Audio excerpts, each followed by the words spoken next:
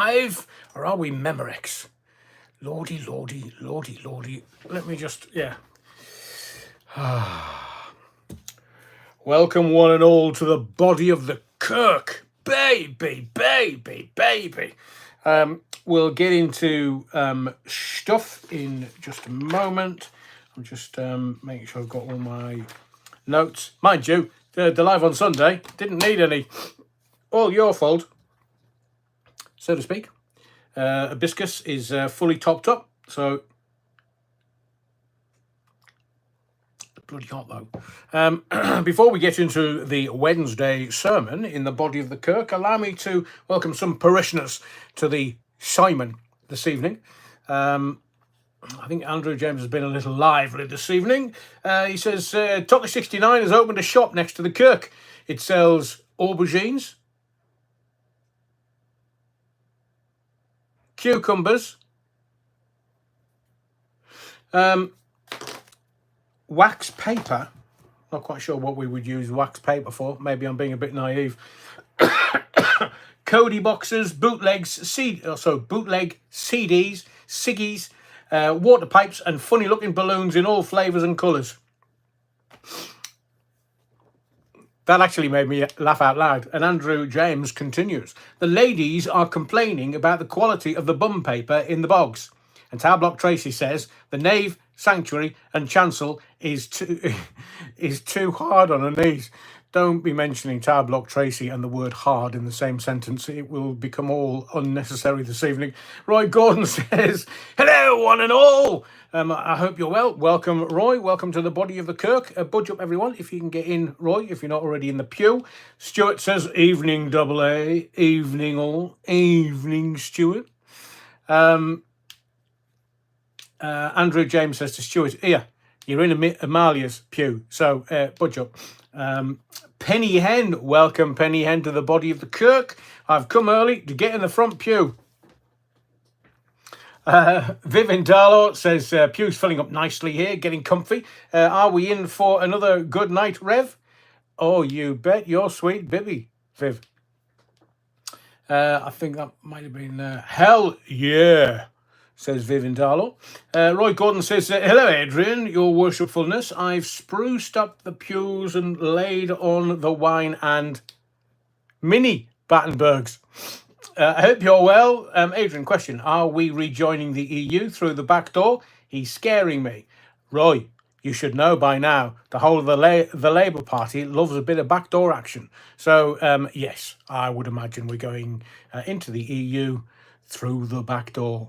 Mind you, I did, when I was doing sort of summer work experience back in the day, you know that supermarkets have someone that looks after the deliveries when they come into the supermarkets. You know, Tesco, Aldi's, Asda, Waitrose, all them, they all have someone that they call the backdoor man, specifically for that job, to welcome all the drivers. They're bringing in all the goodies, the food and the like, and they have a technical name, and they are the backdoor man.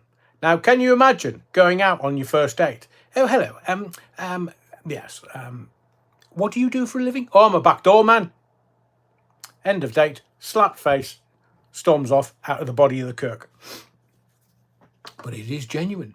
Andrew James says, I hope you're all enjoying the songs by Lolly as we all wait for Reverend Double A. He's putting on his best polo shirt and leather jockstrap. Oh, I say, Andrew, can you see under the desk? Karen Boo says, hello, yeah, Rollins. Anyone fancy a fairy cake? Oh, we've got mini Battenbergs on offer, Karen Boo. But, well, if we need our sugar rush. Roy Gordon, I've got my chaps on this evening.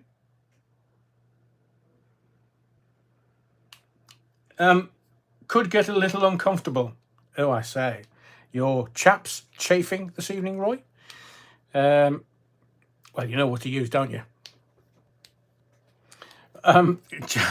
Jackie in Glasgow. Hey up, Battenburgers, what's occurring?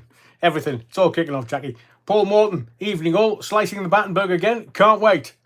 Good to have you in the body of the Kirk, Paul. GB Patriot, evening, Adrian. Evening, GB Patriot. It's been a while.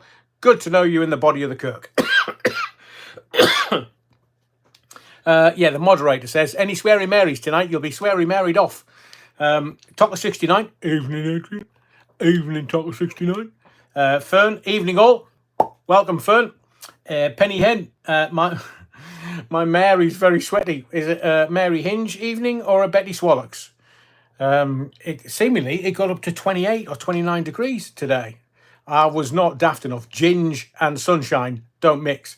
So decided not to go out in that nefariousness.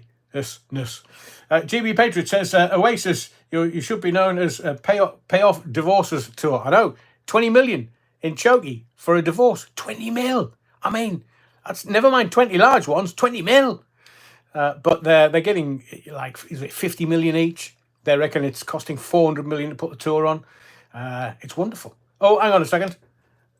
Talbot Tracy says, imagine working on the delivery section on the doors in this hot weather and being busy. Hot, sweaty backdoor action.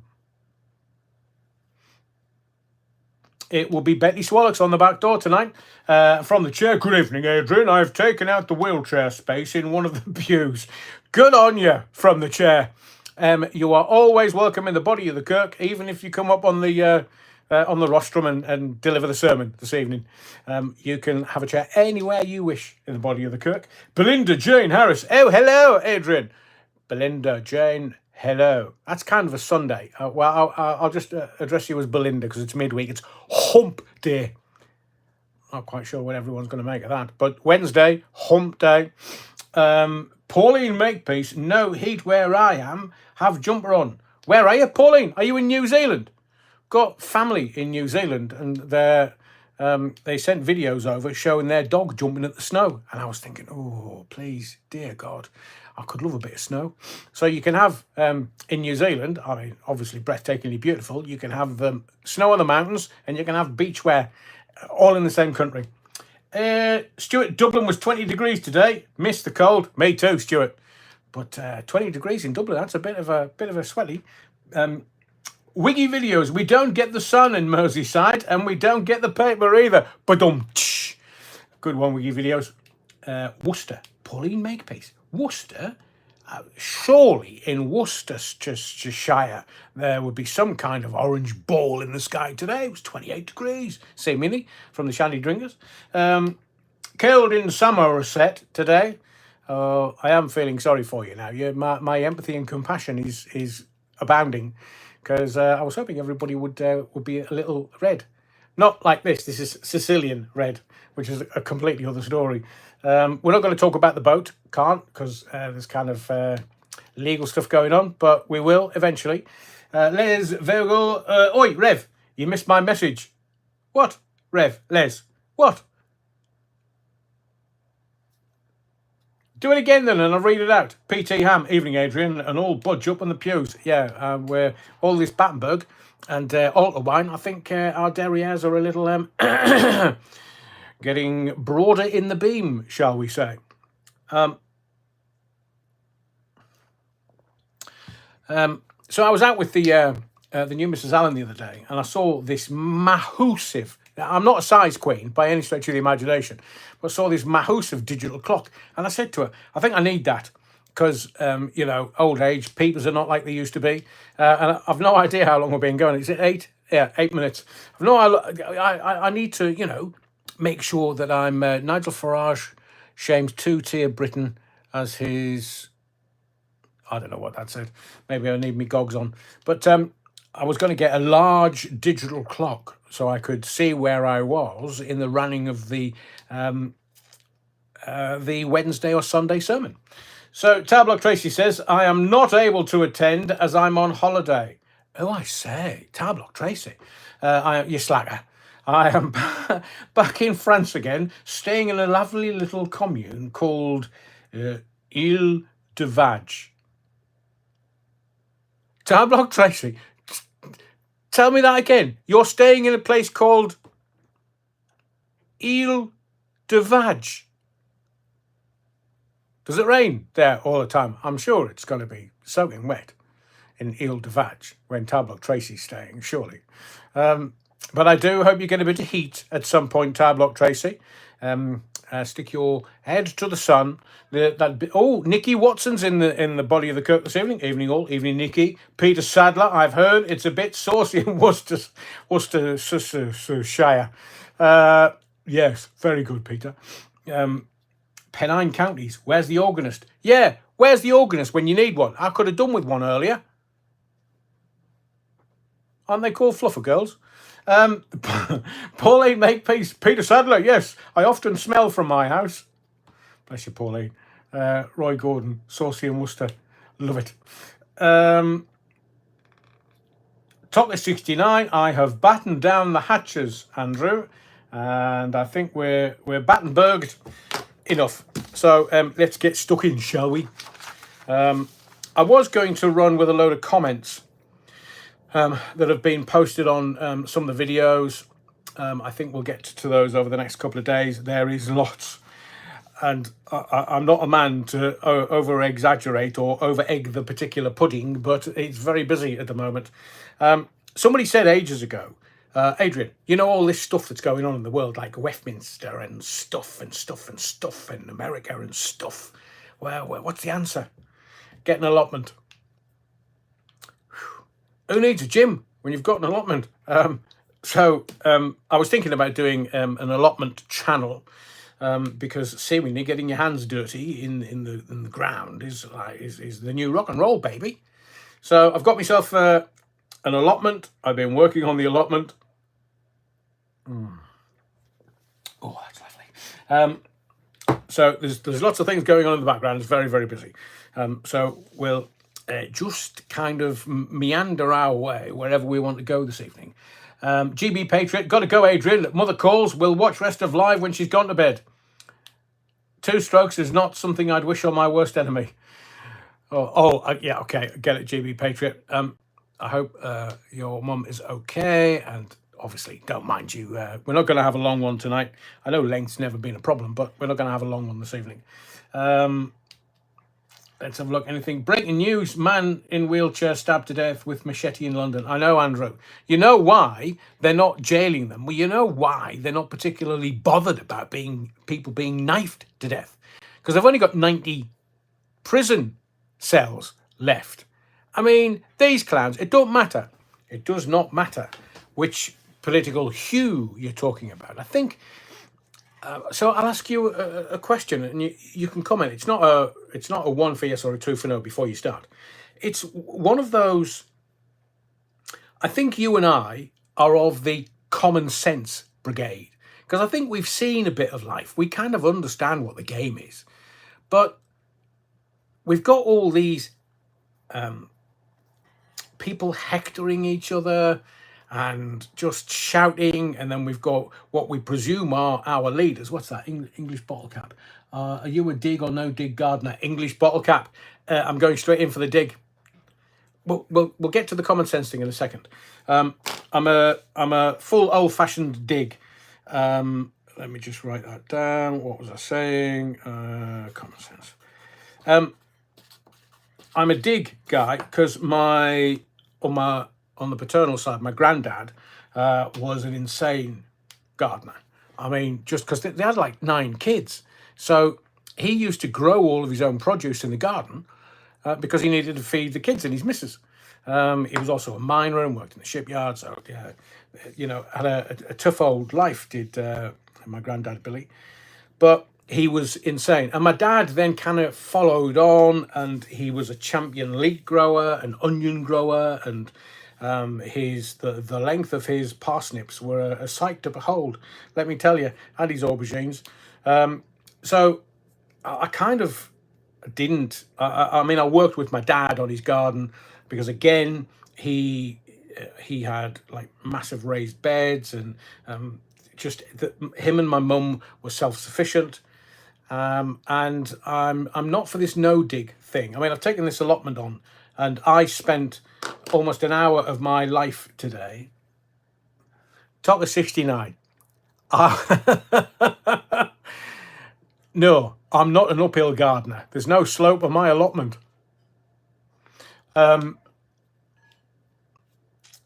Belinda Jane Morris, I agree. We older and wiser, definitely. So I've kind of taken the mantle from. I mean, my dad used to. He would never tell me how he got. I mean, his leeks were. He'd win leek competitions in the northeast. So I'm going to be a dig guy, but I've had to. I'm laying foundations. This is definitely dull, but it's huge. If you're a gardener or if you have an allotment, this will be hugely exciting because it is. It's quite an amazing adventure. And if you're wondering what's coming in the future, I am telling you, you're gonna have to grow your own food. So there's part of the answer for the future. And what is my intention? My intention. Good on you, English bottle cap. I tried no dig and failed, so return to dig. So what my intention is growing my own things and then harvesting my own seeds, which sounds very dodgy, but it's not meant to be. That's what I'm going to do. I'm not going to take some of these GMO seeds from something or other. If it grows and it grows spectacularly, then I'm going to harvest the seeds and keep them, and I'm going to be self-sufficient. It's not like the good life or anything, but Gabrielle Wilson, fire, the fair's on fire. Which fair? Our fair? Church fair? It's a bit dark for that now, Gabrielle Wilson. We will still get seeds, Pauline Makepeace says. Got to have a good length to your courgettes. Well, not to get too technical, but the soil on the allotment is very good. It's very good. The allotments are over 100 years old, and this particular allotment hasn't been worked for 15, 16 years. So I've gone in, and it's a jungle, a proper jungle. So I've spent many an hour strimming with a metal-headed strimmer. And Roy Gordon, I'm a garden in a beautiful park in Suffolk, and it looks amazing this year, and that's done with a lot of digging. I agree. Grow your own baccy, says Matt James. If you smoke, it's very cheap and easy. Wouldn't you not have questions asked as to what kind of baccy you're using? Tobacco. Sorry, the posh people call it tobacco. Talk of sharing organic seeds. No, Amalia. Well, you know what they're at, don't you? Seemingly there is a place, is it North Pole, South Pole? Seemingly there is a place where every seed of every plant of everything in the world ever is being stored in cold storage. And obviously we're never going to be allowed anywhere near that. I'm building planters at the moment, ready to plant next year, Nikki Watson says. The seeds I got say to keep them, so I will be trying it out. It's the greatest skill that any gardener has is patience. So you can't just rush in. And I think what I'm going to do is I'm just going to allow the frost at the soil over the winter and then start planting out. So I'm going to put a greenhouse on. Shed's going up on Friday, so I'm preparing the ground, the foundations and the ground for the shed to go up. So it's all, I'm sure once I get through this, it'll be fine. It won't be as busy.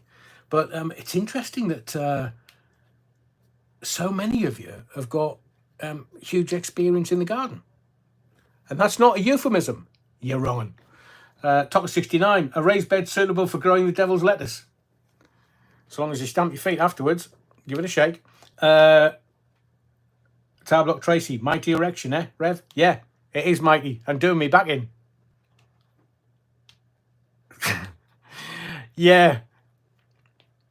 I'm trying to be reverential this evening, and you're just leading me astray, Tower Block Tracy.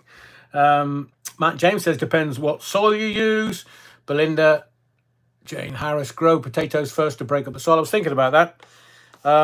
But I've got a whole load of compost, and it's a technical term that we gardeners use. I've got a whole load of horse shite that's going to go in. Amalia says, I'm crap, I couldn't grow a mustard seed. Yeah, you could, Amalia. It's having the confidence to fail. it's like that's how you learn. You don't learn by doing everything correct. I mean, my dad obviously better gardener than me, but his dad was a better gardener than him, and I'm just going to do it so I can get me tatties in, get the potatoes in, and there'll be no brassicas in the winter. But my dad was, I mean, he just grew everything, and he was a merchant navy guy. Not Royal Navy, they're all rum, bum, and backy, but pony poo is good, Pauline Makepeace says. So I'm led to believe all plants need is food, unless you're King Charles, of course, and you sit there and talk to them for hours on end. That's the vegetables, not the royal family, obviously. Nicky Watson says, this year I planted apple tree, cherry tree, and I got blueberry plants and lots of red and black currants. So hoping to get something, no matter how small. Size, Queen. Definitely, Nicky. We have, on the allotment, there is a crabapple tree. So when we got in there, you know how some advice is, put a membrane down, cover it up so the weeds won't come through. So we spent hours on Sunday dragging up this membrane that was 10 yards by 7 yards.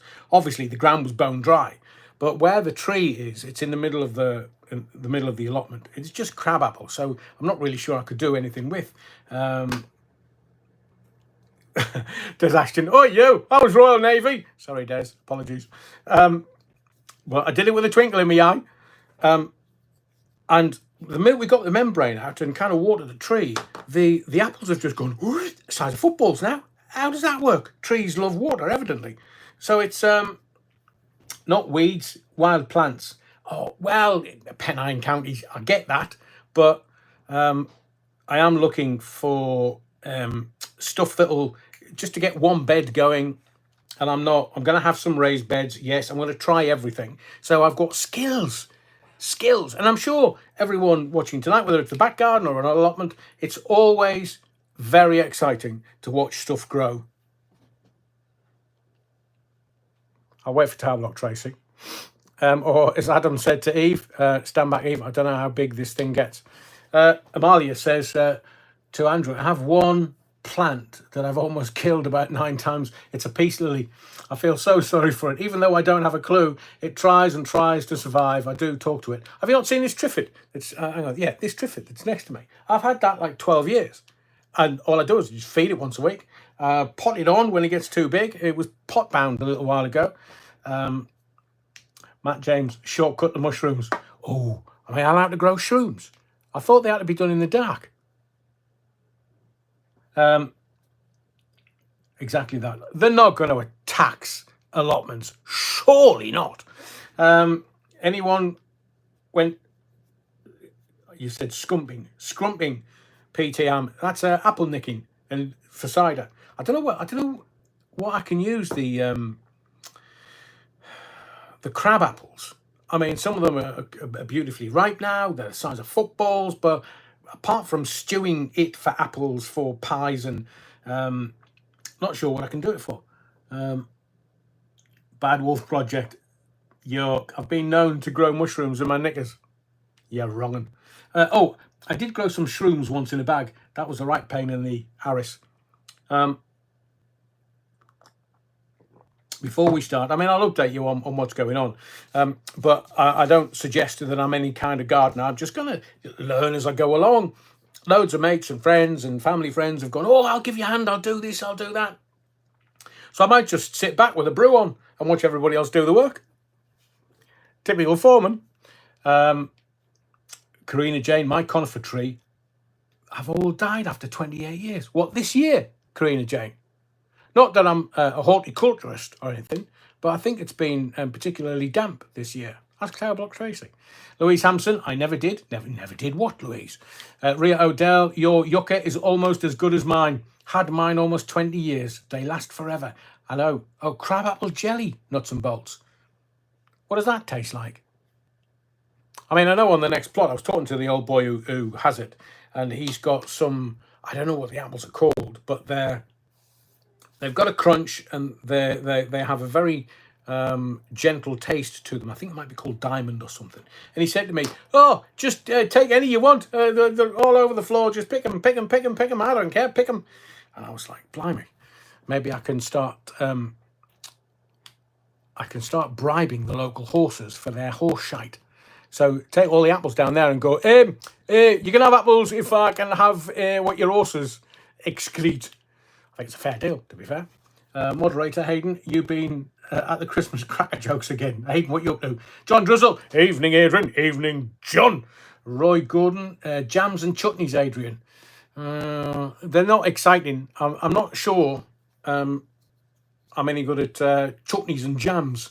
I thought that was the WI, Women's Institute. Kathy Harper, a friend of mine, got hold of some caterpillar tracks and used them for raised beds. Ooh, clever. I have got something called an Anderson shelter. I'm not sure whether you know what that is, but an Anderson shelter, English bottle cap. Don't forget the wasps enjoy hiding in apples and pears around this time of year. Oh, thanks for that, English bottle cap. Thank you very much.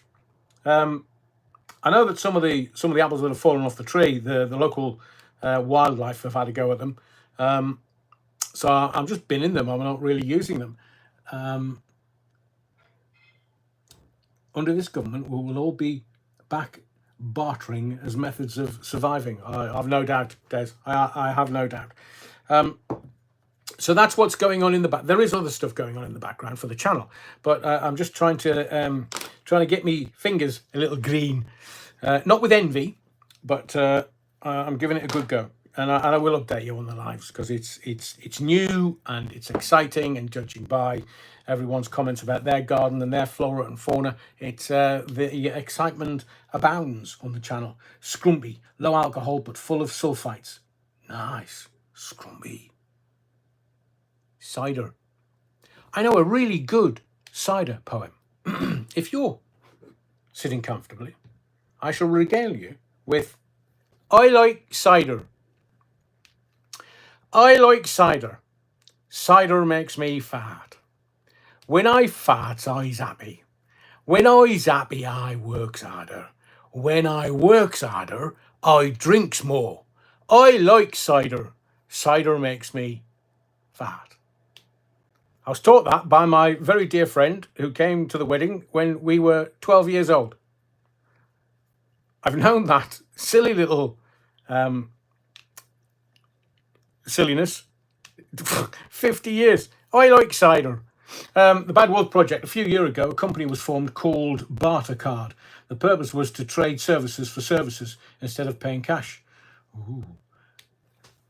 Does this mean I've got to go off and flog my derriere again? Enough of the backdoor stuff, man. 12-hour shifts. Des Aston says the Prince of Prussia in Fowey did real scrumpy. Ooh. It is the time of the year for proper cider. Thank you, Neil. Isn't it? Yeah, Andrew James. That's if anything to barter with. Would we be forced to house people in our homes? Hang on. Roy Gordon says, your sound is a bit scratchy.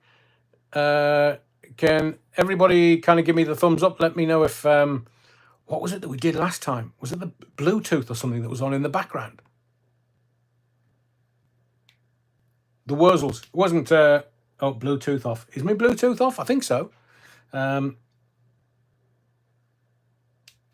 Andrew, no, I will not form a Wurzels tribute band because that's the only song I know. I like cider.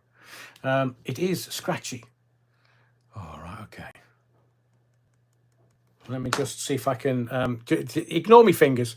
Let me just see if I can do this or that or shite, man. I don't want to lose this live. Hang on. There we go. So, how's that? The Bluetooth's off, the Wi-Fi's on. Hopefully that's better. I remember that. Forgot it last time. It sounded awful. And the Yetis. The what? The Yetis?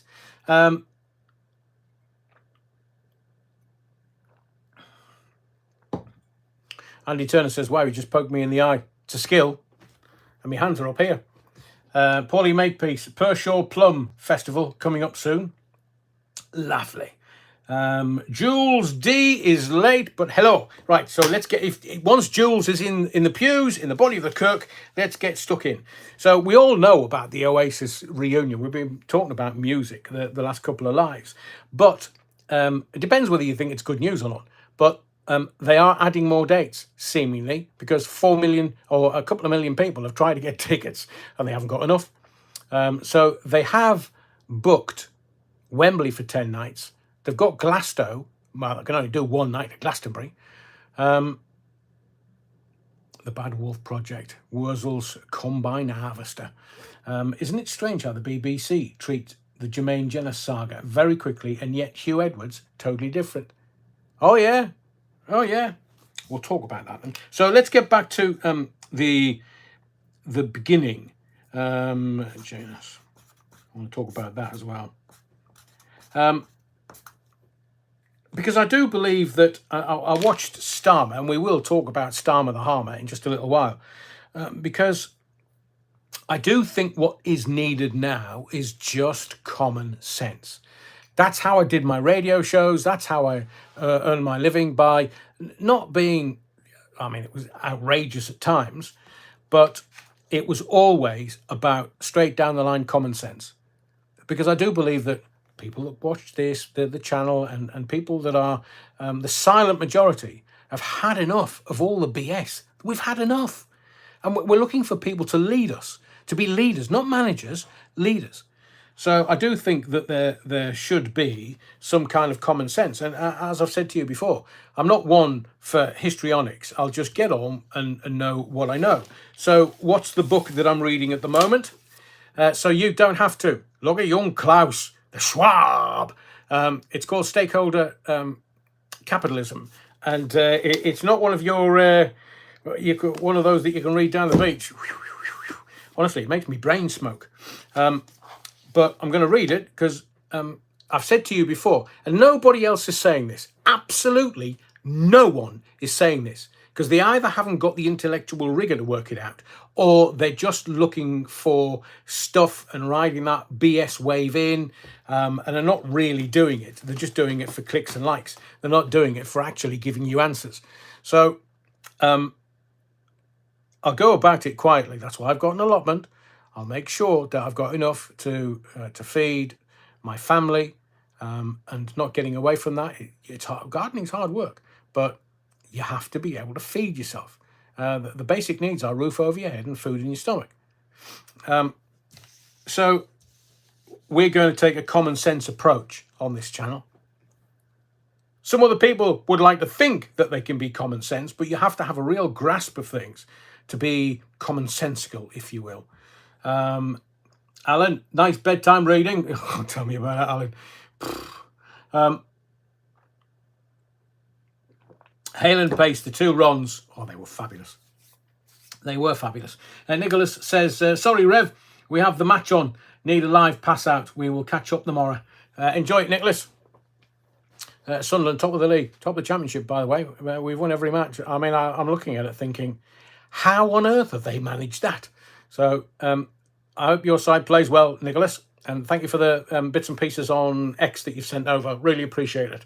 And by the way, if you're on X, go over and subscribe, because, as I say, to put a video up on YouTube takes quite an effort, and scripting and recording and editing and sticking it up. X, I can do it in seconds. So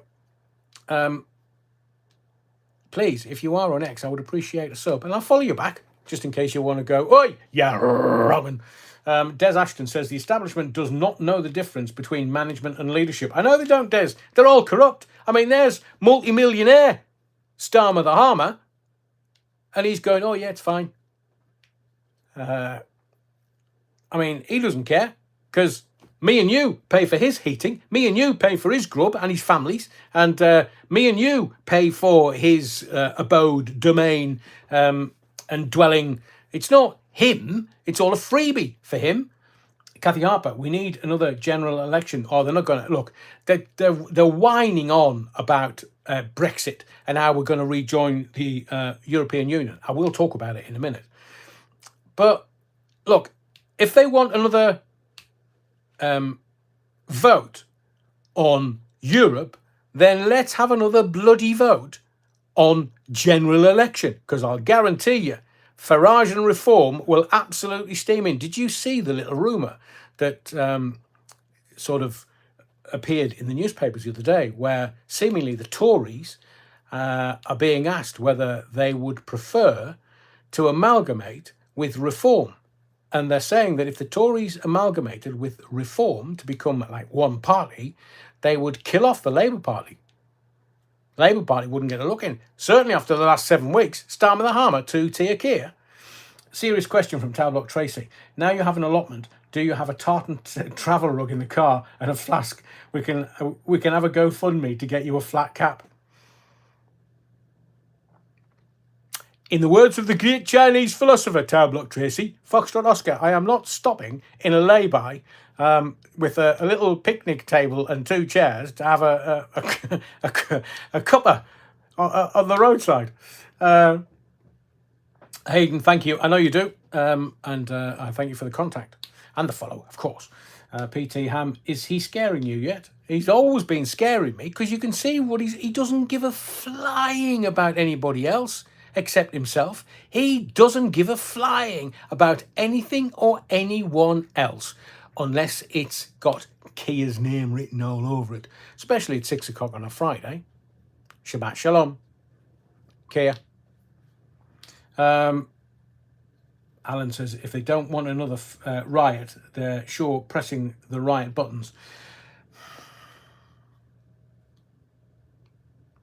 My take, and I've said this to you before, and I only need one example, and the one example is this. In Sunderland, it is further left than Keir Starmer. Keir Starmer would come across as a Tory boy. Jeremy Corbyn, he's more like right-wing Attila the Hun than the people in Sunderland. The people in Sunderland are so far left, Keir Starmer would struggle to stay with them.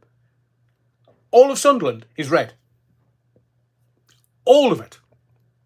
It's never been anything else. So for someone to say to me, right-wing thugs, I'll call out that particular BS because I'm from the city. I know the city and it is in my blood. I know the voting in the city because my father was a Labour councillor on the city council, and I have family members that have been councillors on the city council. I know it. I know it. I know it. I know it. There's no such thing as right-wing thugs in my home city. So, Sir Keir Starmer, please explain to me, in words of no more than 1 syllable, because I'm not the brightest, how did you work out that the people that were rioting in Sunderland were right-wing? It's just a common sense question that I'm asking the man that is forcing it down my throat. So please tell me how you know. The people of Middlesbrough, the people of Hartlepool, the people of Sunderland in the northeast. Right wing. My hairy backside. I keep telling you. I know the northeast like the back of my hand. I know the people of Middlesbrough. I've broadcast on Teesside for over 40 years. I know Stockton and Middlesbrough and a Redcar. And I know that area. I know Hartlepool and the Monkey Hangers. I know the whole of the northeast like the back of my hand. And I will tell you, sure as eggs are eggs, there's no such thing as right-wing thugs in the northeast of England. Left-wing thugs? Oh, yes, definitely. Football thugs? Well, that's another conversation for another life. But right-wing thugs? No, not in a month of Sundays. And I would bet anything that Sir Keir Starmer would care to bet with me that there's no such thing as right-wing thugs in the northeast of England. None. Even if it was football thugs on the sniff. No. No.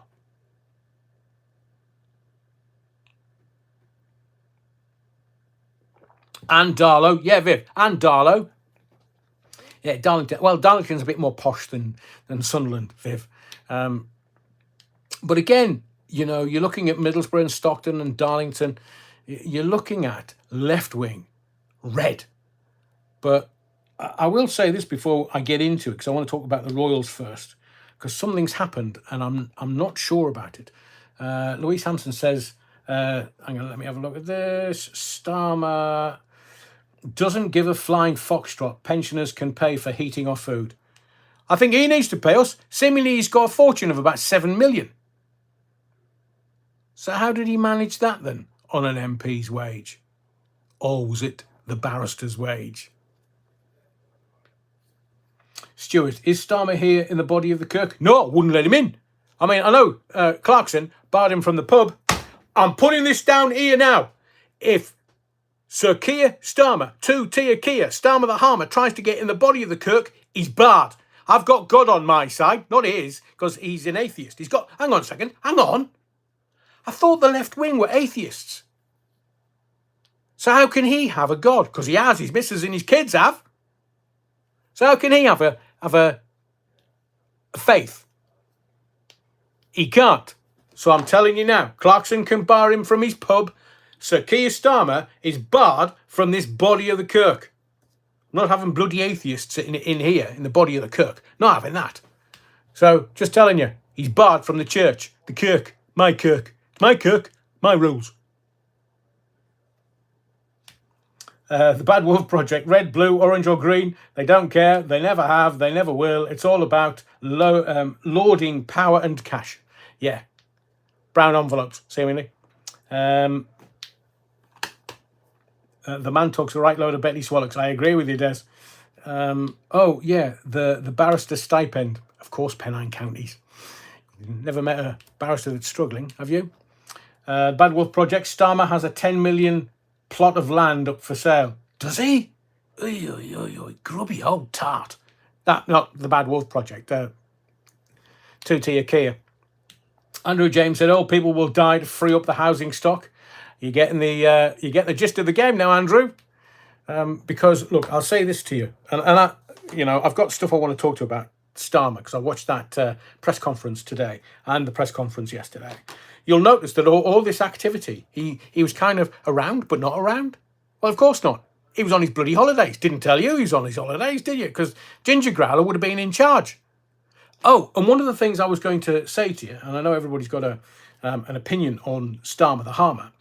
Can you remember back in the day when Tony Blair was leader of the Labour Party? We're talking about the Parliamentary Labour Party. And you had Mandy Mandelson, and you had two Jags, John Prescott. Can you remember Jules D wants Bags to be the bouncer and I'll throw him out? Right, you're on, Jules. You're in charge. If his name's not on the door, he's not getting in. Nicky Watson. No Battenburg for the Kia. Abso-bloody-lutely. Thanks for clearing that up, Adrian. At least we don't have to be scared. No. Well, he can scare you, but he's not going to scare you in my Kirk. I am the irreverent reverend. So he's been barred. That's it. I've got God on my side. If God says you're barred, you're barred. You might be barred from heaven. I mean, it's a tough gig if you want to get barred from the body of the Kirk, I'm telling you. Andrew James says, the Raven Pub in Bath is worth going to for live music and their meat pies. Oh, I do love a good... Well, actually, I prefer my pies with a very good filling, but I do like them with a thin film of fur across the top, because, there's nothing better than a mouthful of hairy pie, let me tell you. Plus, it's better that Kia is barred. Abso-bloody-lutely. He can foxtrot Oscar. He'll be on the door. It'll be above the door to the body of the Kirk. Blair, the smirking assassin. Yeah, so Tony Blair was kind of leader of the Labour Party. And then you had Mandy Mandelson, whose numerous numbers and Tony Blair's name were in Jeffrey Epstein's Little Black Book. So what was Mandy Mandelson and Tony Blair doing in Jeffrey Epstein's Little Black Book? I wonder. Charles Linton. Kerry Hawkins says hairy pie, or is it Harry Pie? Prince of Darkness. And Blair the Snare. Hairy pasties, Hayden. Fiddling something, Alan. Bad Wolf Project, wait for it, TBT and Double Entendre coming soon. Back to the back door. So we've got Blair leading the Parliamentary Labour Party. You've got Gordon Brown. You have heard the rumour of the Blair-Brown dinner, haven't you? You've heard the story. I mean, they made it into a drama. I can't remember if it was BBC or ITV. So it's acknowledged in certain circles that it did actually happen. Tablock Tracy, you've just made me burst my incontinence pants. Let me finish my story off first. So it is a thing that Blair and Brown had dinner. And Blair basically told Brown, back off, you wrong'un. I'm going to be Prime Minister. You can be me Chancellor while I'm Prime Minister. And then when I step down, you can take over and be Prime Minister. But do as you are bloody told. This was a deal brokered over dinner between Blair and Brown. Anyway, and it's a thing. So you've got Blair and Mandy Mandelson and Sir John Prescott. And there is a reason why I'm telling you this story. So Sir John Prescott, he's from Hull. I mean, rough as a badger's backside. He's from Hull. Loves a swally. And my dad knew him. I mean, they were both merchant seamen. So my dad knew him. How, I've no idea, but knew him very well. Like first name terms. And all of a sudden, so I start watching this PMQs one day when Tony Blair was fraternising with some foreigner somewhere, trying to make a few bob. And, oh, I say, John Prescott, I'm from all of a sudden was pronouncing his P's and Q's properly. Received pronunciation, no doubt. Estuary pronunciation, no doubt. And there was John Prescott. He's now got a peerage. He's still around, isn't he? Hasn't got his 2 jags, hasn't got his 5 houses, but he started talking very posh in the House of Commons. And I was watching this thinking, holy Jesus, has somebody shoved something up John Prescott's derriere? I mean, what's he got in his gob? He's from Hull. They don't talk like that in Hull. So there was me, minding my own business, thinking about what I'm going to use me dibber for, on the allotment before you start. And Ginger Growler looks like she's had some kind of fashion makeover. I mean, some of the stuff she was wearing on when she was on the hustings for the general election. I mean, God blimey. I know green goes with ginger colouring, but, back off a bit, Ginger Growler. Back off. Because it was hurting me eyes. And then all of a sudden, she's in the House of Commons looking, well, almost prime ministerial. And I thought, oh, I say, Ginger Growler's got a bit of, well, she must have something in her voice, some sphericals in her mouth, because she's changed. Her voice, her delivery, it's not Manchester. It's, almost prime ministerial. And I did tell you, they just wanted Starmer to get Labour into power, and then they were going to kick him out. And she was going to step up as the second female Prime Minister, and she was going to become another Jacinda Ardern from New Zealand, or Trudeau from Canada, because they're all left-wing idiots. So, watch this space. I'm not bad at making predictions. Watch this space. Ginger Growler, Prime Minister. At which point is Tia Kia, Starmer the Harmer, is he scaring you yet? He's going to say, no, I'm going to stand down. I mean, he looks like his sphincter is so tight all the time. So Starmer was meeting the German Chancellor. Oh, do we do a... No, we'll do this and then we'll get on to the Royals, because I have got something quite important to say about the Royals. Des Ashton. Prescott was a shoo-in for General Secretary of the National Union of Seamen when he was a P&O ferry steward out of Dover. He was considered a troublemaker, so they offered him a safe seat, which was Sutton. I know. Who was the secretary, general secretary? God, I can see him. Because my dad did some electioneering for him. I can't remember his name, but I know when John Prescott from Hull was a P&O ferry steward Yeah, a bit of a troublemaker. My dad was a firebrand, so they went well together. So I don't know whether Sir John Prescott, or was it Lord Prescott from All? I don't know whether he's where he is or what he's doing. But they're all at it. They're all at it for the power. They're all at it for, don't you know who I am? No, I don't. Foxtrot Oscar. They're all at it for that. Robin Cook, Hayden, let me tell you. I mean, I love all the comments because you just make me think of stuff. Robin Cook died of a heart attack, didn't he? After him and Blair had been into Europe to sign the Treaty of Nice and Rome. That was Robin Cook. Robin Cook, nice guy. But Blair, he's the devil in disguise. El Diablo. So that was... Tony Blair only had one job. And it was to make sure that we went into Europe and we never got out.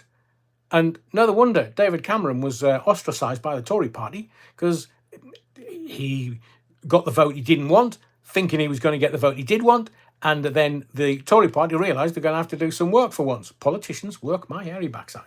Bad Wolf Project. In other news, Jahan Gill's guide dog quits. Don't know whether that's funny or not. And in what contest. Alan Blair slipped him with Mickey. Very good. Alan, very strange death. Robin Cooks, I think he was out hiking or something and died of a heart attack. Des Ashton, Prescott was born in Prestatyn. Was he? He's Welsh. Makes it even worse. I quite like Hull. It's got heritage, Hull. And some of my mates work for the BBC in Hull. But Prestatyn, he sounds like he comes from Hull, or he should do. He sounds northern, not Welsh. Andy Turner, see North Korea's coming to Britain. Is he? Kim Jong-rongen. Stuart says, should see how angry my dad gets when the name Tony Blair is mentioned. I'm with him, Stuart. I'm with him. He's evil. He's the devil in disguise. But so Prescott did that. And then we had Ginger Growler doing the same this week. And all of a sudden I'm thinking, whoa, hang on a second. Is she now having a rebrand to make her a little bit more palatable for the middle classes so that they don't think she's a bit rough from the north? Manchester. Read the first comment. Jashan Gill is Raina's fashion guru. Brilliant. I thought it was Stevie Wonder myself. I agree, Adrian. Kerry Hawkins. Didn't Prescott chin? Oh, yeah. Oh, brilliant. I mean, it was a nice jab. But it was that guy that chucked the egg at him, didn't he? The one with the mullet. I mean, bad enough. That was a crime against fashion, having a mullet haircut in the first place. But he chucked an egg at John Prescott. Good on him. Twat! Take that one! And the boy didn't know what was going on. He went in and cowered. Gotcha, as Chaz and Dave once said. And the thing was, John Prescott came out of that, not, oh, he's a thug. He came out of that thinking, what, not a bad jab. Good on him. I mean, can you imagine after half a dozen sherbets? He'd get really leery, John Prescott, I'm sure. Or it might be whiskey now. It might be wine, very expensive wine. Andrew James says, Double A, please stand in at a by-election. Do you think? Monster Raving Looney Party? Or the Battenburg Party? Can you imagine I could stand and my manifesto would be Battenburg for all? Do you think I'd get away with it? Battenburg for all and... what else can I do? Yeah, pensioners, anything they want.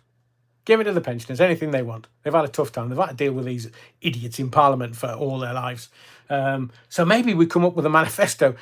I have no idea where I would stand in a by-election. Would it be the East Midlands? Or the North East? Or where else could I go that I'm fairly well known?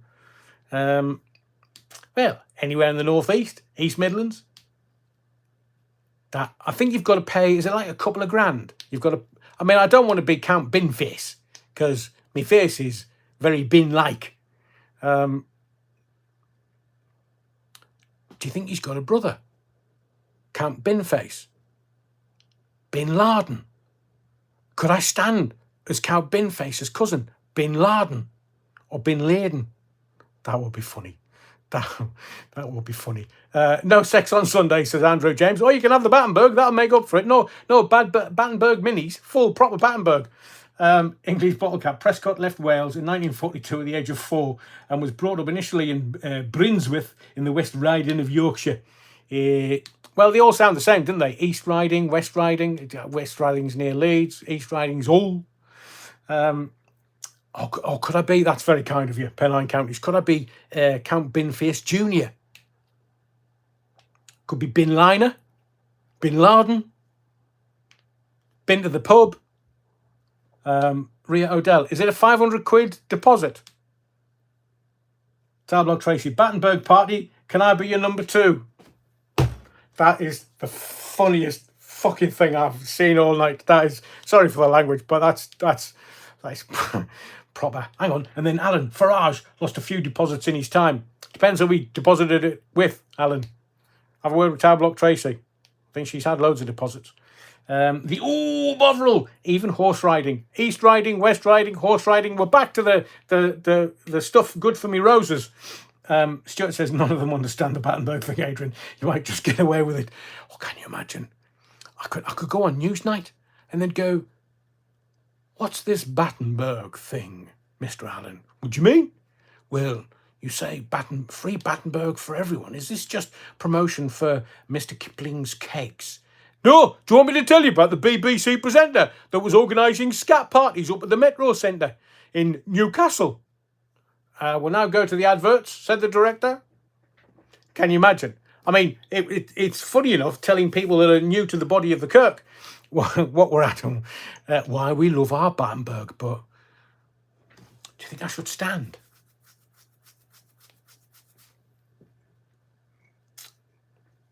Oh, yeah, you get the money back if you have over a certain percentage of votes, I think. I think you're right, Ria Odell. I think you're right. I think you do get your deposit back.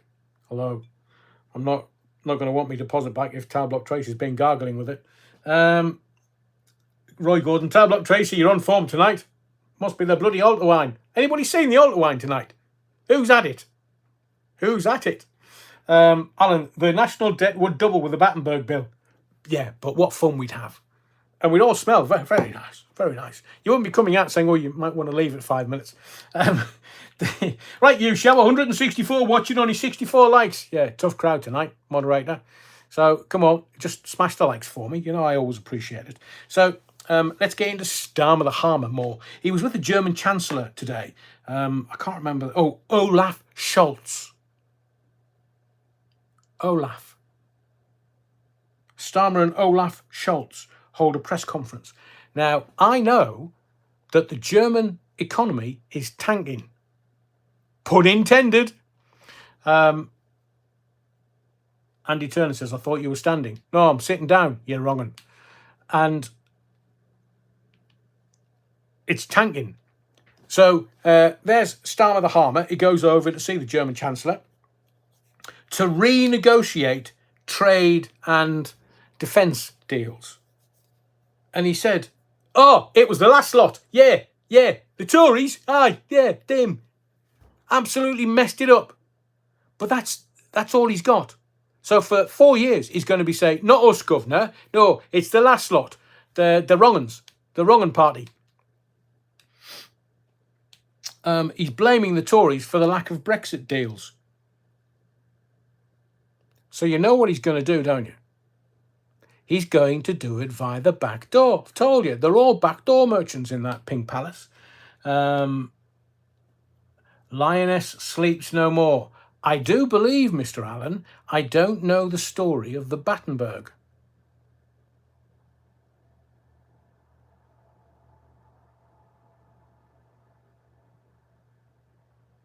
Should I? Just for Lioness sleeps no more? Stuart says, Lioness sleeps no more. Brace yourself. I'll give you the 50p version, the quick version. Sunflower. Go on, tell it. Now, Lioness sleeps no more. I do hope that you either have a sick bucket near you or here we go. Yes, please. So, well, you've asked for it, so you're going to get it. So I was working at a BBC station, which shall be nameless, and a BBC presenter, which will also be nameless. And he was... so there was one day, he left his emails open, and somebody else went to that particular station and went, oh, so-and-so's left it. Oh, my Lord, he's left his emails open. Oh, my God, come and look at this. So everybody, all the journalists, everybody's like, what? Oh, he's organising what? And seemingly, there is a thing. There is a scat queen of Europe, might be in German, not sure. But she was charging $3,500 to go to a hotel at the Metro Centre in Newcastle, not far from the airport. Obvs. She was coming across, and so the person that was organising this mucky party was Vivian Wrongen. He just said, oh, so-and-so's coming to the party and has a stoma fitted, but it's like he has a tap fitted on his tummy. Now, I'm not sure I've told this bit before, but I'm telling it now. So if you've not heard it before, please, the same as Lioness, I hope your constitution can handle it. So seemingly, there's this guy who paid his money to go to the party, and he said, oh, can you ask so-and-so, I've got a tap on my tummy where, I turn the tap and the stuff comes out. I'm talking the number 2, not the number 1. The number 2 comes out. Is she okay with that? And she sent an email back to the party arranger. Oh, yeah, not a problem with that. Yeah, not a problem. And then they got into Gabrielle Wilson, like the Rudyard Kipling poem, If. Love that poem. If all about you are losing their head. Wiggy videos. Did he tap off? Not sure, because I think he was sacked before the... no, it must have been after the party. So he gets onto the scat queen and he goes, do you mind if he's paid his money? Is that all right? And she's like, oh, yes. And she said to the person organising the party, and by the way, I will make sure I've eaten Battenburg before I come across. I'll have a Battenburg on the Friday when the party was on the Saturday, 24 hours before, because seemingly Battenburg makes it smell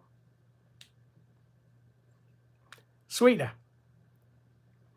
So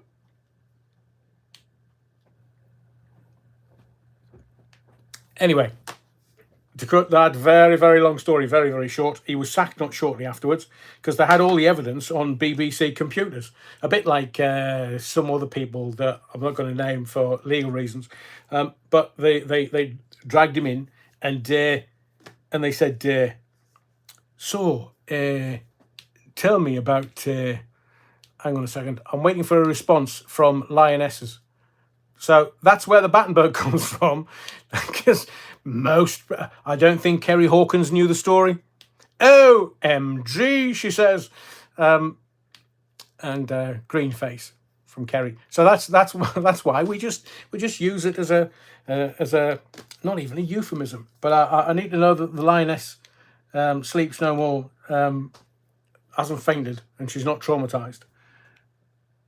Kerry says, I was having a nice hot chocolate there. Oh, Kerry, man. TMI. Hang on. Elvis released a single called Rubbernecking. Scat Queen of Europe, Letitia, releases a track called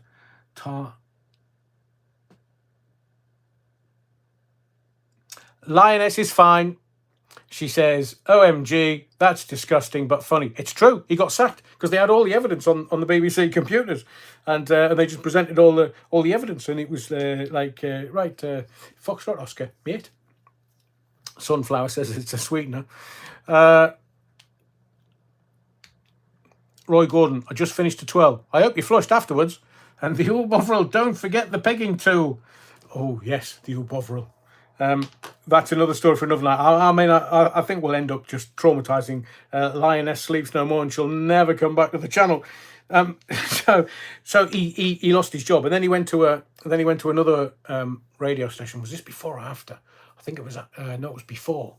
This person, this radio presenter, was in the radio studio, and like on one of the monitors, he was watching Muggy stuff, and I mean, he was a great presenter, very successful, very funny, very talented, but he just had a penchant, so to speak. So he's in the studio doing his radio show, and he's got this stuff on his screen watching, and there was a great character in radio called John Myers, who was a very sweet man, very talented man, very clever, very, very talented.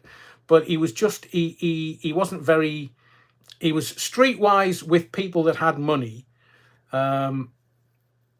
Bullshit baffles brains was his oft saying. And yeah, Linus Sleeps No More says, "Oh, I'll be back. Don't worry about it. Seems I've got a lot to catch up on. Loads, Linus, loads." So John Myers, who was, he was just a very gentle guy. Loved him to bits. Very gentle, but very streetwise in certain things. And so he walked into the studio while this particular presenter was looking at all this mucky stuff on the screen, and Myers used to walk in and go, team, man, have you got any Scooby snacks?" Because he was always hungry. And so he walked in, "Team, oh, fuck me, man, team, what are you watching?" And this presenter, quick as a flash, went, "Oh, it's not me, John, it's Chunky Myers. It's not me. It's like, oh, it's just popping up. It's, I don't know where it's coming from. It's just popping up. It must have been a spam email or something." "Right," he says, "my office when you finish the show." So anyway, so the presenter finishes his breakfast show, goes upstairs to Myers' office, and he goes, "Fucking hell, team, what were you watching, man?" And he said, no, it was all these pop-ups from stuff, spam email or something. And Myers went, "No, don't worry. We've been watching you for a while. We know what you're up to. You're fucking sacked." So obviously, yeah, he had to go and leave the building, as Elvis once said. So, I mean, I'm not... For me, the Battenburg was the killer. The Battenburg was it, which is why I haven't mentioned it lots while we've been doing these lives. Linus says, "Battenburg used to be my favourite, but I'll never be able to look and fancy it again, though, now. Looks like I've got to find a new fave." Oh, we mention it. I'm not sure. I'm not sure any of us would. I mean, I've got a cast iron stomach, so I would eat Battenburg till the cows come home. Not until the Scat Queen of Europe arrives in the hotel in the Metro Centre, though. Kerry Hawkins says, "Oh, it just popped up." Yeah. Euphemism, obviously. But he was watching it while he was doing his breakfast. Can you imagine all these little kiddywinks and all the families who were thinking he's uncle, whatever. I can't even remember the name that he used. It was like an American name. I'll have to talk to some of my friends from the time at the BBC, because it's one of those really famous. It's kind of it's one of those radio tales that some people have heard of, some people know, some people experience, but it's always, "Oh, you remember that? Oh, hang on, there's a three. Oh, can you remember that when so and so and so and so when so and so so and so? Oh, I remember that. I remember that." So I just hang on a second. I just thought of another story to tell you. It's gone. Rats. It's a good one as well. So that's where we get the Battenburg from. That's why we mention it all the time, because it's funny, and the parishioners of this particular body of the kirk love it. I'm Battenburg. You're wrong. What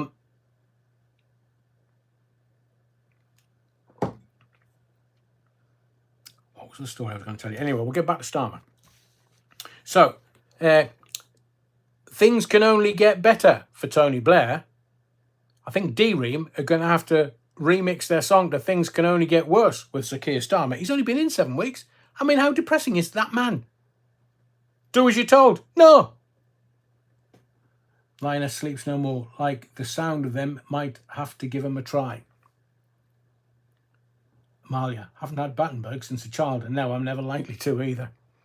Oh, don't talk about chocolate logs, Andrew. At Christmas, I can't eat chocolate logs for very obvious reasons. Why would anybody call a cake at Christmas a chocolate log? I thought that's what you got after eating all of those sprouts. Willy Wonka. Garibaldi biscuits are nice.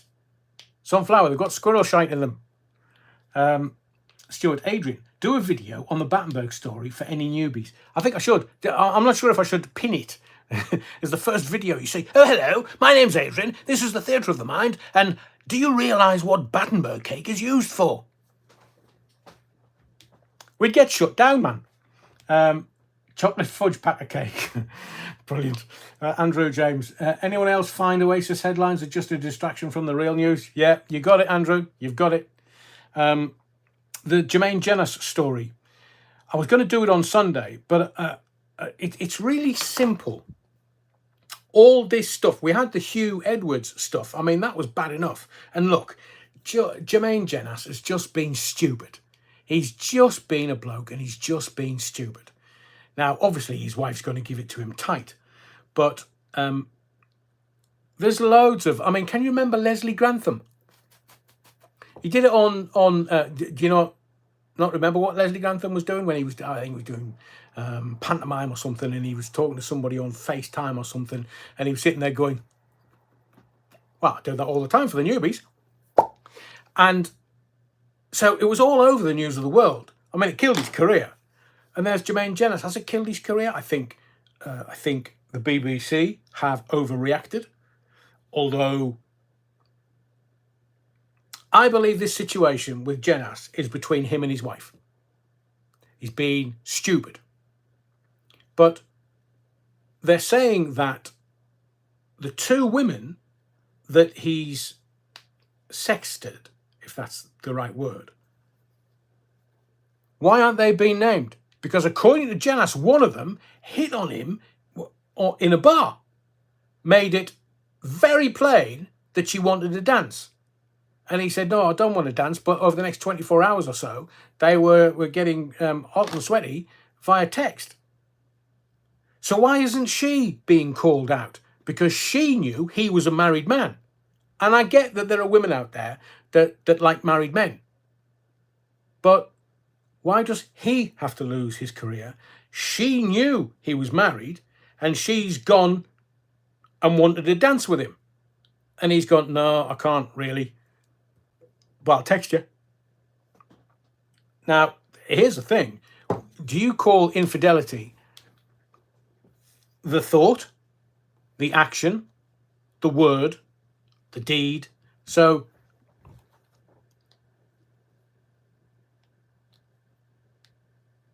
Ria Odell says, you've done a Battenburg story explanation video ages ago. I think it's called something like all of BBC are wrong uns.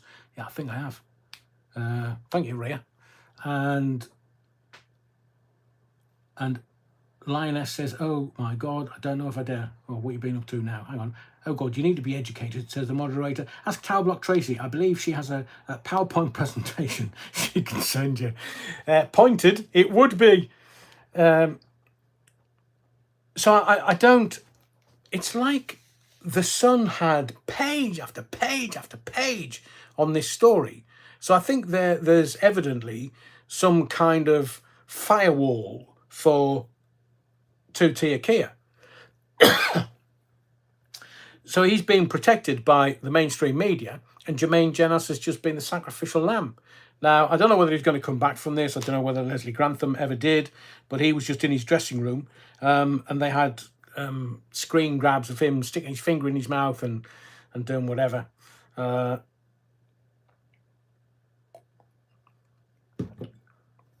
Hayden says, every step Kia has taken, he's revealed himself not to be worthy of the office of PM. Every step has been a breach of some promise or another. I agree, Hayden. I agree. He's a liar. He's a barefaced liar. He's two-tier Kia, the U-turn specialist. I mean, I'm sure he'll have turned around and said, how do I make a U-turn? Don't know. Give me a pair of wellies and I'll make its eyes water. Wiggy Video says he didn't have to give out his number, silly boy. Who? Wiggy, not quite sure what that's in reference to. Oh, yes, Jermaine Jealous. I agree with you. Yes, I agree with your Wiggy videos. But it is, would you consider, so he said, didn't do anything physical, like, what's his face? Scove. Unwise, but not illegal. So Jealous can say, unwise, but not illegal. And if Scove can get away with it, with the gay mafia, well, Jealous could just say, look, I've been an absolute idiot. Still a young guy. My head was turned. Because it happens in families up and down the whole of the land where people make mistakes. But if it's a course of conduct, if it's more than once or twice, then because people have affairs left, right, and centre. But he stopped before he got physical. It was just by text, and evidently he would think that that is something that he could defend. In the end, it wasn't, and he's lost his telly career. Or maybe he's been told to go away and keep his head down and give it 18 months and brilliant, exactly that. Yuki Brown says Jason Manford had a bit of bother, didn't he? Oh, yeah, he lost the one show as well. Blimey, they're all at it on the one show, aren't they? He's on TV all the time now. Like I say, maybe it's got to be 18 months, a couple of years for them to come back into the fold. Fessing up is possibly the best thing that he's done. But in my view, it's between him and his wife, not anybody else. Him and his missus. So let them go behind closed doors and sort it out. Because only in any marriage, it's only really the man and the wife that know what's going on. Sometimes. Paul Morton, very good point, Paul. Vernon Kay recovered. Leslie Grantham popped his clogs in 2018. Ah, bless. Kathy says, Kathy Harper, there was a video of Starmer almost in tears saying that the Conservatives were going to do away with the heating allowance. He's a grubby man, isn't he? Grubby. I mean, before, he would.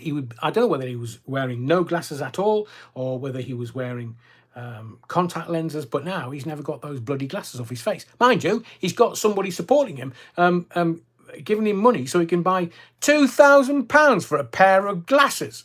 Which idiot would pay £2,000 for a pair of glasses that will sit on your nose and eventually you'll take them off, put them on the sofa, sit on them and break them? Oh, is that just me? So, Chris says, that's a nasty cough, mate. Am I coughing again? Stuart says, Adrian, I'm sure the video is still on YouTube, but when Scove came out after we went into lockdown, Piers Morgan said to him, you come out and the whole world goes in. Piers made me laugh my cap off. Well, Scove's done and buried. Yeah, I'm not sure he's going to be able to resurrect anything. It's not going to be back on the up. Because wasn't Thursday Fun Time Thursday? So I think that Sunflower, you should have gone to Specsavers. Thank you, Sunflower. And Kathy Harper, those glasses remind me of the old National Health ones. I know, they're not even... As somebody said to him, oh, they look really nice on you, Keir. Yeah, really stylish. I look at them and I just think, Playtime Thursday, Stuart. I just think, when I look at Keir Starmer, as somebody who's advising you. Stevie Wonder. Louise Hampson, Starmer looks like... What's that, Louise?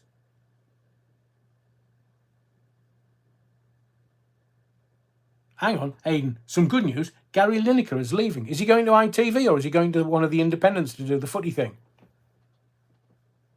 Interesting. Dominic Cummings recommended the opticians in Barnard Castle. I know Barney very well, Barney Castle. So Keir Starmer, he's kind of, oh, well, things are going to get worse. Things are going to get worse. And I just did some simple arithmetic. It doesn't take Einstein. Didn't Einstein marry his cousin? Wasn't that his theory of relativity? My gag. Use it if you want.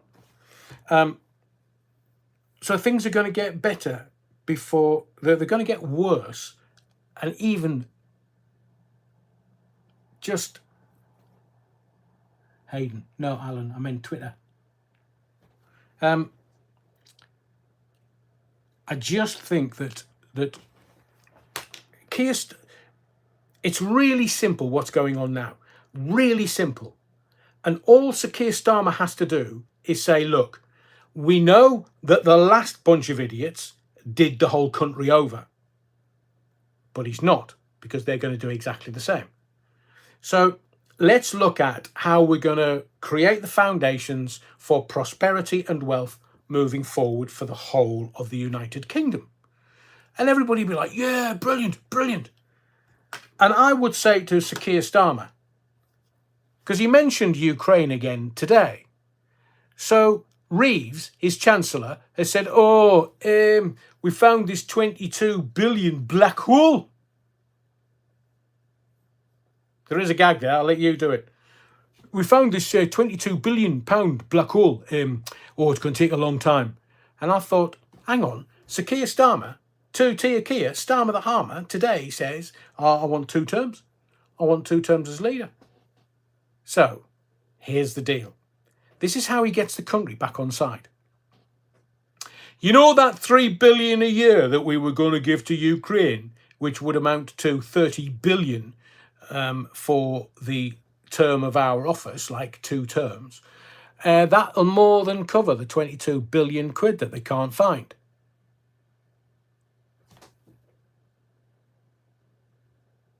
Am I being a dumbass here?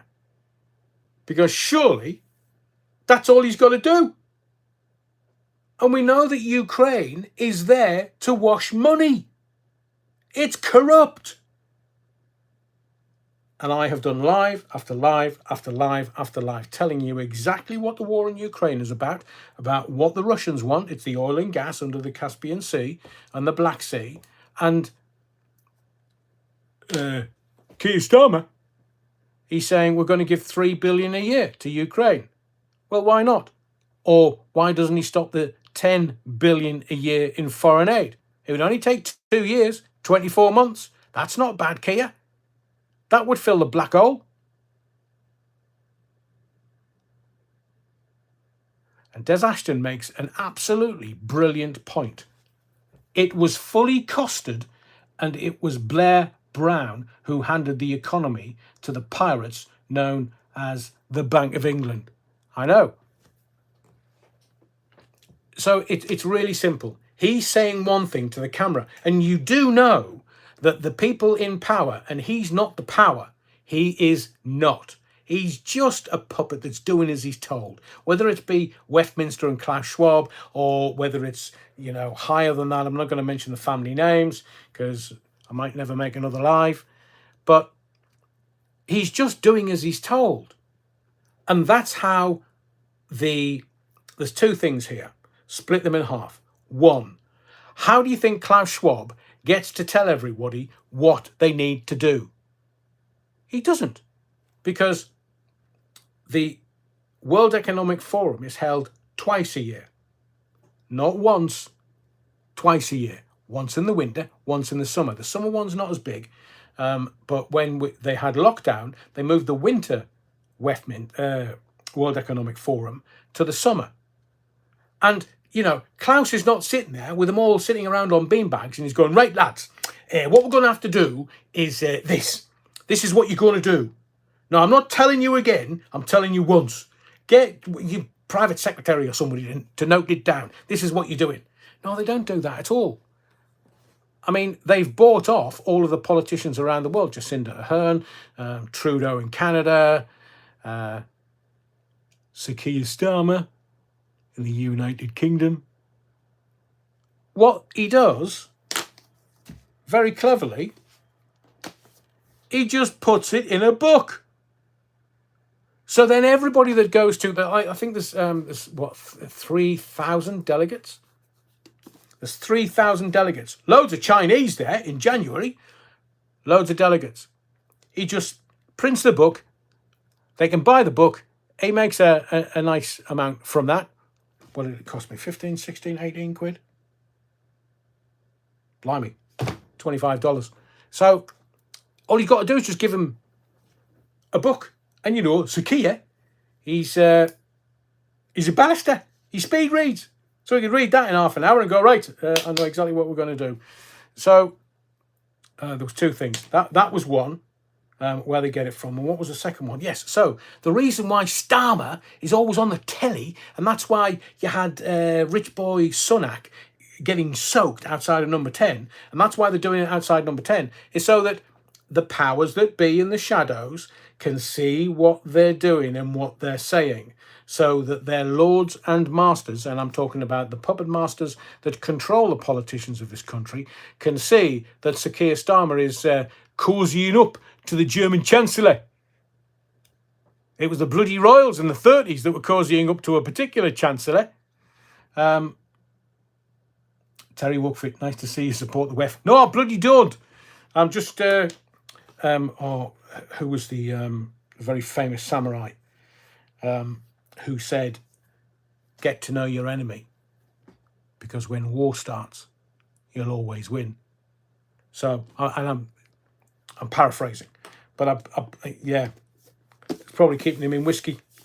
But I want to know what the enemy's up to.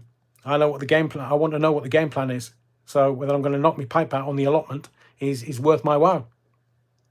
Bad Wolf Project, Zoom global partner in the WEF, as were Google, Microsoft, Apple, Sony, and IBM.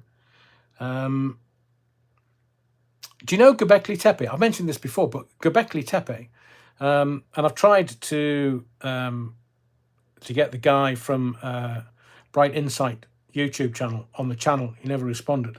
Obviously, I've not got enough subs. I'm not Joe Rogan. Des Ashton says, keep your friends close, but your enemies closer. I agree, Des. Terry Wookford. Sun Tzu. Yes, The Art of War. Chinese, not Japanese.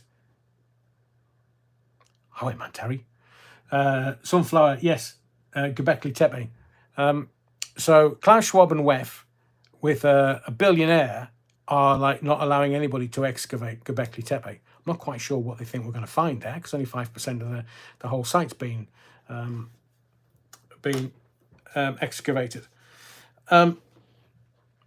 So Starmer will use these presentations outside number 10 so that the power in the shadows can go, oh, good lad, yeah, he's getting that sorted.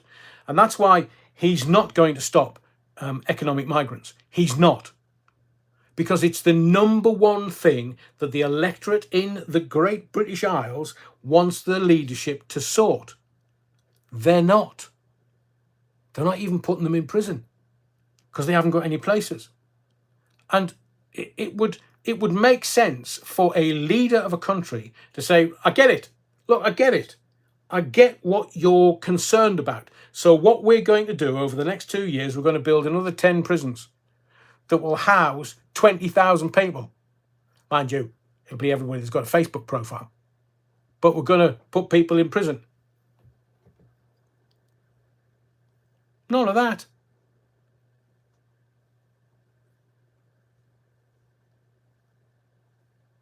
Yeah, Jackie Glasgow, one world, one government. I completely agree. So Starmer has been saying over the last 24, 48 hours, he never gives details. 20,000 right-wingers, says Terry Wookford. I don't think you'd be far away from that, Terry. What he does is Starmer just gives you, and they're all the same, all of them, which is why I think people are sick of the political classes, because the people in power are just trying to make sure that the political classes keep them in power, keep them in the gravy train, keep their snouts in the trough. The Orborrel costs between 30 and 60,000 pounds to attend Davos, but you have to be invited. Correct. Blair went, Sunak went, Starmer's been, Ginger Growler's been. They know which way the wind's going to blow, so they just get them in and make sure that they're on their side. Karan Tepe is supposedly older than Göbekli Tepe. I've seen that, Des, but they're not really excavating that either, are they? What are they afraid of? What are they afraid of finding? Us finding out that? I mean, can you imagine the human condition that's been around for 30,000 years? And it's only the last 200 we've done any developing, really. So Starmer never gives you any detail. None of them do. None of them have. That's why they're politicians. They're professional politicians. They never give any details. They just give you spin and headline news. And he's now saying, oh, there's going to be loads of pain in the budget. Well, the wealthy don't pay taxes.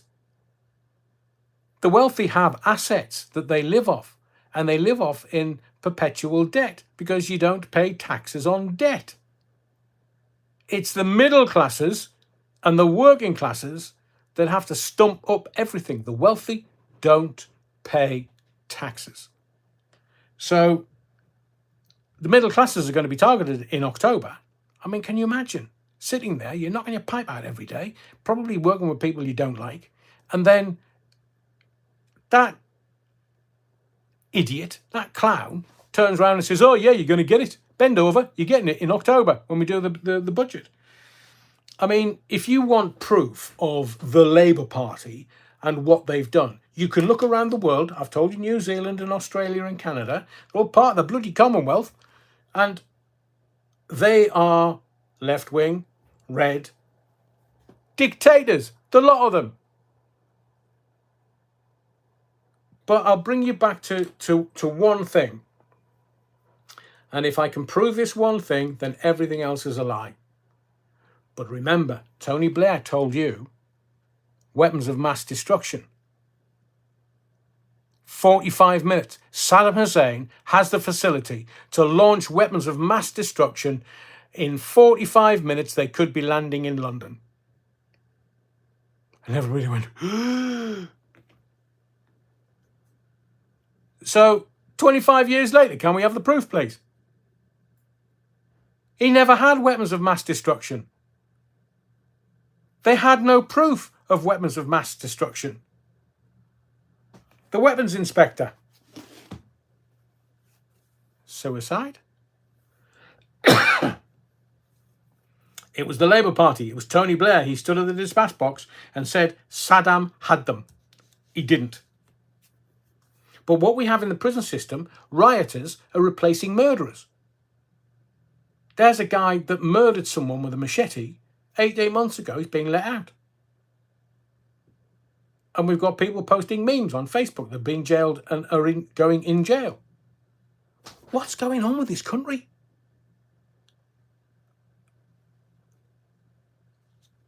So Starmer and Olaf Scholz held a press conference today. And Starmer's saying, oh, it's a once-in-a-lifetime agreement around science and tech and development and culture and people. We've heard all this BS before. David Kelly, thank you, English ball cap. We've heard all this before. I mean, once in a generation. Jimmy Cranky said that about Brexit. And then when she didn't get the result she wanted, she went, oh, no, we need to have another one. Now, according to Starmer today, the Germans are our second largest trading partner in the world. And economic growth is the number one mission of this government. So it's not economic migrants, it's economic growth. They don't care. They literally don't care. And everybody that voted these clowns in, I mean, exactly why did you do that? Because I've been telling you for nearly 2 years. Is he scaring you yet? I couldn't go any further than that. But I warned you, literally every live, and there's 105 of them now. And he said, with the Germans, oh yeah, we share social challenges. Well, they're getting weed for free now. Sorry, it's legal in Germany. I'm not suggesting they're getting it for free. It is legal. So how far away from that are we in this country? Because if they want to dumb down, it was like the prison riots. They wanted the prison riots dumbed down, so they just allowed recreational gear inside. Terry Wookfit says, Germany economy has failed, seeing as the US blew up Nord Stream and closed the German manufacturing base. I agree, Terry. And they're still trying to, they need the bogeyman. And the bogeyman is Putin. And they keep putting stuff in the mainstream media, oh, but Putin's doing this and Putin's doing that. No, he just wants energy independence for Russia. And something that Keir Starmer said today, and I'm quoting, "We cannot smash the smuggler gangs, so we'll have a joint action plan." Just somebody needs to ask him this, not the BBC got to ask the first question, and then it was ITV, and then it was Channel 4. No, let me ask the bloody questions, and the first question will be, so, Sakia, how do you know it's smuggler gangs getting these economic migrants into this country? Tell us. How do you know? And if you know, why aren't you stopping it? How do they know it's smuggler gangs? They've been saying smuggler gangs for 20 years. And he was saying with the German Chancellor, we'll share intel, we'll collaborate on climate change. Says Ashton, the EU is just like the Hotel California. You can check in, but you may never leave. I know, that's why they want us in. Tony Blair's only job was to get us ball deep in Europe and never leaving. Him and Robin Cook went across the Treaty of Rome. Why do we need the Treaty of Rome? We already had the Treaty of Nice. And because it's deathly dull. That's what they're banking on, that you'll never do any research, you'll never go any deeper than the headlines, because then you'll find out that these clowns are corrupt. So we're going to stop the illegal migration at source. Which source? The French beaches or the country of origin? So Rwanda, which is part of the Commonwealth, we spent billions of taxpayers' money for a scheme that amounted to bugger all. We spent billions. And it was just for headlines. So seemingly there's a new defence agreement, unyielding support for Ukraine. It's just dull. It's just dull. 3 billion a year, and the lifetime of Keir Starmer's government, well, his might be 100 days, but the Labour government, why isn't there anyone able to say to him, here, Keir, Foxtrot Oscar man, we've seen through you. We know what the deal is. 3 billion for what? So that the Ukrainians can buy our arms and armaments, so that our deep state can make shitloads of money. Is that what it's about, Sakir? And how many backhanders are you taking? And then NATO.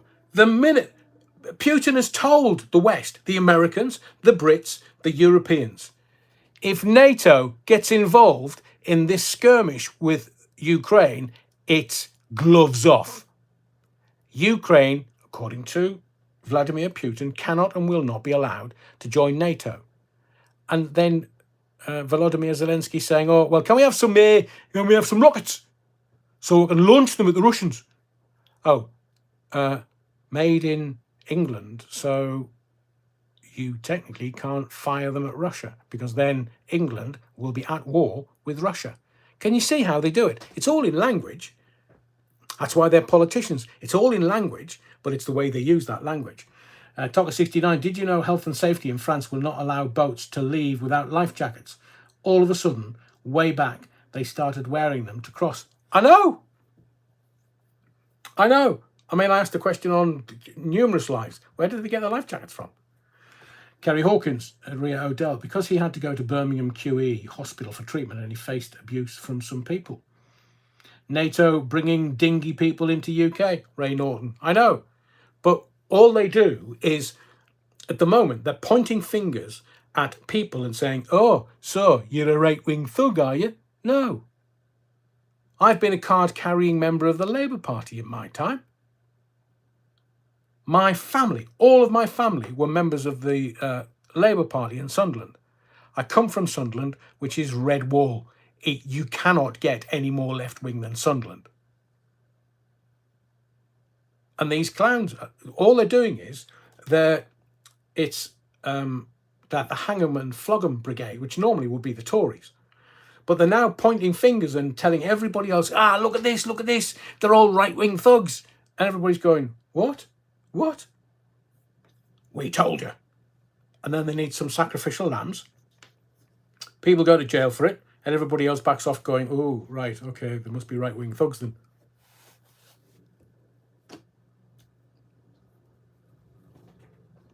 Starmer is gaslighting the British public. You don't need me to tell you that. He is gaslighting the British public. And can I tell you something else? He is completely out of touch with the man and woman on the street of this sceptred isle. He has no idea. He has no idea at our upsettedness. He has no idea of the things that concern us. He has no idea that shafting the pensioners was absolutely the wrong thing to do. As much as they can be cantankerous old tarts, picking on the elderly. Oh, yeah, man. No, I'm going to round this off because what day is it? So tomorrow night, I'm going to see the Fawlty Towers stage show. And I thought we'd end this live tonight with a bit of banter and a bit of jollity, because Sir Keir Starmer. I just wish he'd foxtrot Oscar. I mean, Ginger Growler can't be any worse. He's soulless. He's lifeless. You look at him and you think, he's dead behind those eyes. Evil. It's my way or the highway. Because the power's gone to his head. Power corrupts. Absolute power corrupts absolutely. So tomorrow night, I'm going to ask you. I'll give you a full review and breakdown. I'm looking forward to it. It's a big family do. We're all heading down to the smoke. Fawlty Towers stage show tomorrow night. But is Fawlty Towers, and it's all around, the German sketch. It's all around that.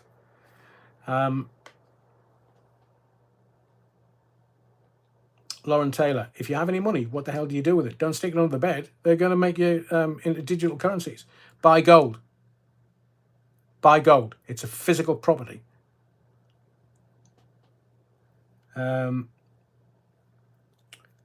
Which is the greatest British comedy of all time? Is it Fawlty Towers, or is it Only Fools and Horses? I mean, you can pick others if you want. I just picked those two because I thought they were possibly the greatest. Don't mention the wall, Sunflower. Ray Norton, don't mention the wall. Peter Sadler, are you sure the Ginger Growler is just as bad? I know she is. But, and the outcomes are going to be the same with the Ginger Growler or Starmer. Going to be exactly the same. It's the Westminster. Ooh, look at that. Dad's Army, says Alan. Monty Python, Sunflower. Oh, yeah. I love Monty Python. He's not the Messiah. He's a very naughty boy. Fools and Horses. Frank Spencer. Forgot about that, Roy Gordon. Only Fools and Horses. Fawlty Towers could have been the greatest, but was cut short in its prime. I know John Cleese said he didn't want to do anymore. He wanted to leave it at its zenith. But can you imagine? That one of the things that I'm thinking about going and seeing is are they going to have wokeified it? Which will take all of the great British humour out of it. But Rising Damp, another good shout, Kathy Harper. One Foot in the Grave. Don't be serious. From the Chair. Kerry Hawkins. Dick Emery. Loved him. Oh, you are awful. The Bad Wolf Project. Great comedy of all time. BBC News. Agreed. Peter Sadler. The best Monty Python sketch is the Lumberjack song. Yeah. George and Mildred, top of 69. Whoa, brilliant. Didn't she have a drink problem? Was it Eutha Joyce, the actress? I was reading about her the other day. Seemingly loved the sauce. Terry Workfit, they don't make them like they used to. English Bottle Cap, Last of the Summer Wine. Oh, beautifully gentle. The Detectives, Andrew James, blimey. Ray Norton, the Parliament Channel. And Terry Wookfit, I have become my dad officially. I know, it all comes to us sooner or later. Yes, Minister, porridge, 4 candles, 2 Ronnies, brilliant. Love thy neighbour. Oof, Teflon Gwan. Out to the manor born. All fur coat, no knickers. Yes, she liked the brandy, says Peter Sadler. Likely lads. Oh, Hancock's half hour. Was it the blood donor?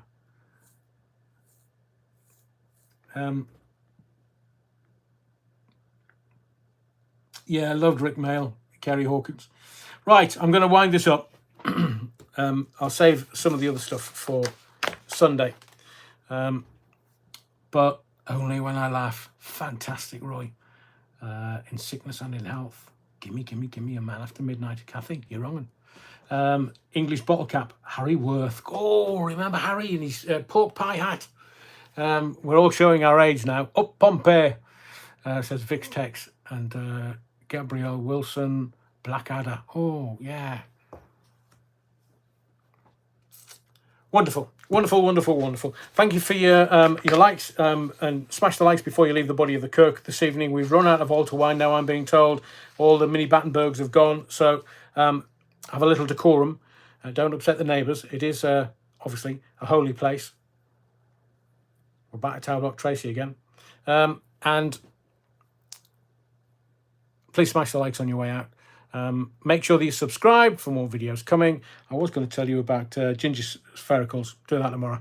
And stuff coming. I listened to you on the last live. I think the ghost hunt in its entirety will stick up. The Halloween is 31st, which is it's not on the Wednesday. Might be the day before, but we'll definitely do something around Halloween just to get the willies put up here. And the next live, of course, is this coming Sunday at 8 p.m. Thank you, Vixtex, PT Ham, Kerry Hawkins, Roy Gordon. Take care, Adrian. Good night. It's all been a blast, as always. Thank you very much to those that have stayed and enjoyed and had a little altar wine. And now a lot of the body of the Kirk know exactly what the Battenburg is all about. My name's Adrian Allen. Thank you very much. Be well. Stay safe. Next live, Sunday, 8 p.m. See you then with, hopefully, videos in between. Au revoir, said the French once.